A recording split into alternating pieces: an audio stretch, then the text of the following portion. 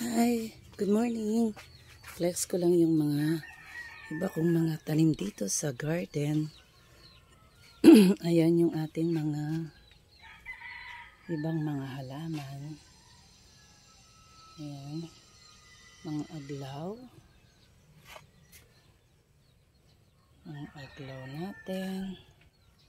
Ayan, aglaw pa rin yan.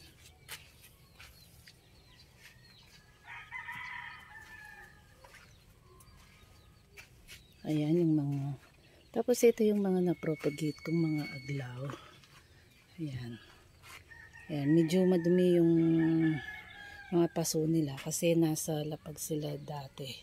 So hindi ko pa sila nalilinis. Hindi ko pa nalilinis yung mga paso nila. So ayan. Ayan.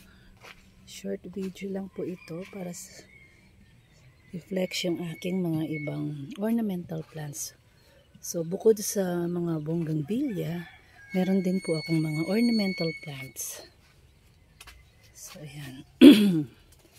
Tapos ayun, ang rosal na napakabango.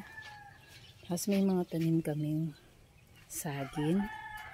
Tapos ito yung bougainvillea na pinapalaki ko yung sanga. Tapos ito yung mga maliliit natin. Ayan, meron pa dito. So ito pa yung mga ornamental plants natin. So ayan. So ayan lang guys. Flex lang sa mga tanim na nandito. So meron tayong tanim na talong. So ayan yung mga nag-i-start ng o mga nag-bloom na. Ayan. So meron pa tayo dun. Okay, so short video lang to guys. So pag naayos pa uli kasi nag-aayos pa kami. Video uli ako guys. Thank you.